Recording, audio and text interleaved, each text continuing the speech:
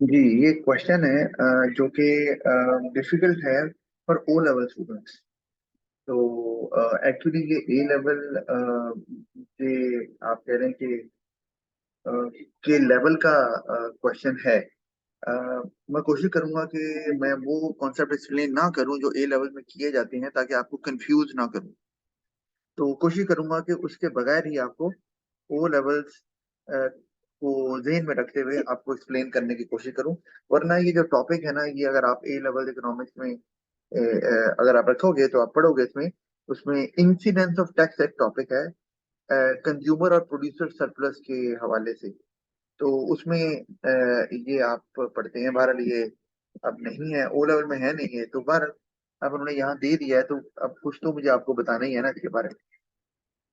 अच्छा, अब ये सवाल है, the diagram show the effect of the imposition of tax on a product. अब आपको पता है जी, ये तो हमें समझ आ रही है कि जी इम्पोजिशन जो है ना वो टैक्स की है प्रोडक्ट पे। तो ये तो हमें बात समझ आ गई कि ये एक इनडायरेक्ट है। ठीक है ना जी, इनडायरेक्ट टैक्स।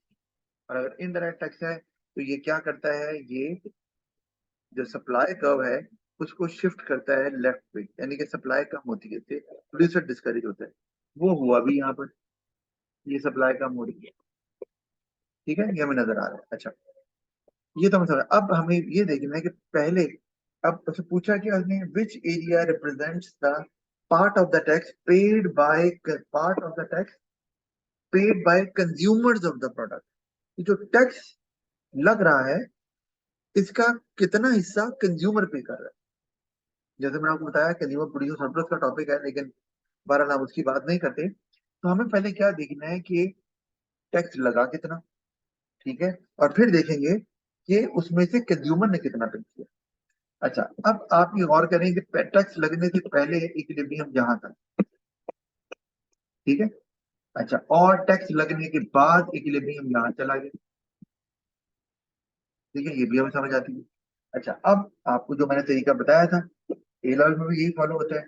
आपने अगर देखना है टैक्स कितना लगा, तो क्या तरीका है, vertical distance between two supply curves starting from new equilibrium. I repeat, vertical distance between two supply curves starting from new equilibrium. तो न्यू इक्विलिब्रियम हमारे पास क्या है, ये E1। तो वर्टिकल डिस्टेंस देती है कि सप्लाई कर्व का ये नीचे, यही बनता है। अच्छा, और आपको क्या बताया, ये है टैक्स। लेकिन ये जो लाइन मैंने लगाई है, ये जो मैंने लाइन लगाई है ना, ये तो है tax per unit. Tax per unit.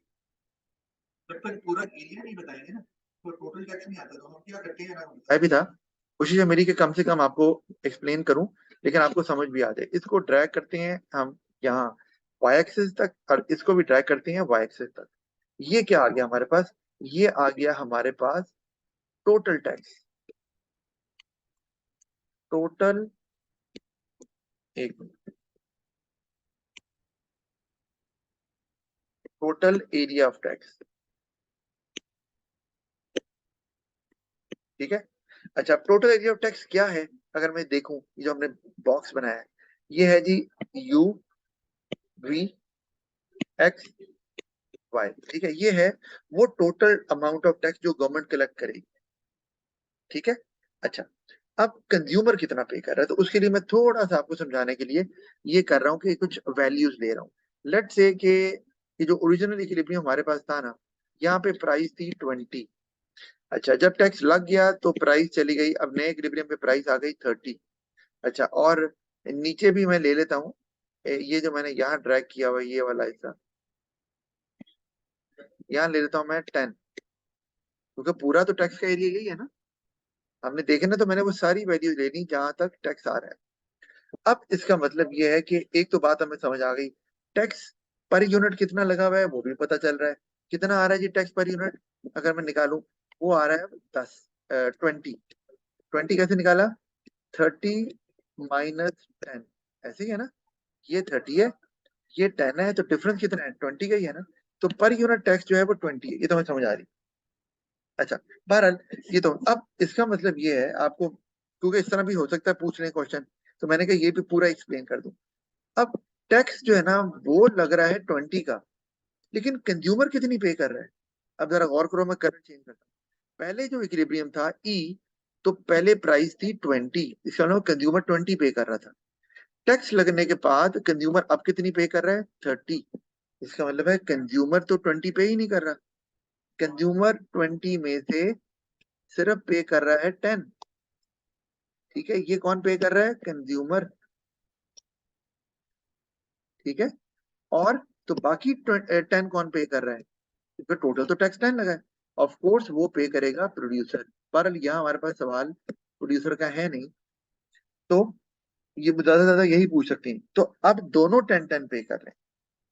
ठीक है, अच्छा अब कंज्यूमर जो है वो ऊपर वाला हिस्सा पे कर रहा है ये, क्योंकि प्राइस बड़ी कितनी है, ये हिस्सा है ना जो कंज्यूमर पे कर रहा है। मैं अच्छा एक मिनट कलर दूसरा इस्तेमाल करता हूँ, ब्लू कर लेते हैं। ये ये है ना 30, 20 से जो 30 हुई है। ठीक है, तो अब ये है जो, यानी कि कंज्यूमर 10 रुपए टैक्स के दे रहा है, जो 20 रुपए टैक्स लगा है पर यूनिट, 20 रुपए टैक्स लगा है पर यूनिट, ये वाला, उसमें से 10 रुपए कंज्यूमर दे रहा है, लेकिन वो भी पर यूनिट। तो टोटल निकाल रहा हूँ एरिया, तो कैसे आएगा एरिया? तो यही वाला है ना, ये वाला। तो ये सारा एरिया यू और वी, यही आ रहा है ना। ये एरिया कौन सा है? यू और वी। अच्छा, अब आपके सर आप आगे क्यों नहीं गए? ये डब्ल्यू और जी क्यों नहीं आ रहा? इसलिए कि कंज्यूमर अब सिर्फ इससे आगे क्वांटिटी ले ही नहीं रहा, Q2 से आगे जा ही नहीं रहा वो। इसका मतलब डब्ल्यू डब्ल्यू और जेड जो है ये तो अब वो कंसिडर ही नहीं किए जाएंगे ना, क्योंकि वो Q2 से आगे जा नहीं रहा इसलिए। तो ये जो यू और वी है, ये है वो टोटल अमाउंट ऑफ टैक्स जो कंज्यूमर पे करेगा। अगर मैंने प्रोड्यूसर का बताऊं, तो निचले वाला हिस्सा प्रोड्यूसर का है, ये 20 से 10 के दरम्यान।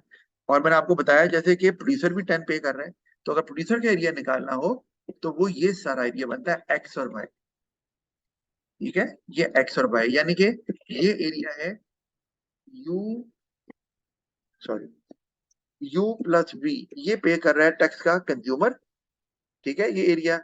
और अगर ये हम बात कर लें, ये जो एरिया आ रहा है नीचे वाला, ये है एक्स प्लस वाई, ये पे कर रहा है प्रोड्यूसर। तो अब आप गौर करो कि ये जो सी आंसर लिखा हुआ है, ये दिया हुआ है U plus V plus X plus Y, ये तो दोनों हो गए, इसको भी जमा कर लिया और इसको भी जमा कर लिया, ये है टोटल अमाउंट ऑफ टैक्स। तो ये नहीं हो सकता, लेकिन अगर पेपर में आता कि जी टोटल अमाउंट ऑफ टैक्स बताएं, तो आपका सी आंसर करेक्ट होना था। अब उन्होंने पूछा है सिर्फ कंज्यूमर का हिस्सा बताएं, तो वो बनता है यू प्लस वी, ये राइट आंसर है। अगर वो कहते हैं कि प्रोड्यूसर का हिस्सा बताएं, तो वो यहाँ ऑप्शन तो नहीं दिया हुआ कोई भी, लेकिन वो क्या बनना था? एक्स प्लस वाई, वो ये हिस्सा बनना था, यानी कि सिर्फ इतने वाला हिस्सा। ठीक है, तो अभी इसका आंसर क्या है?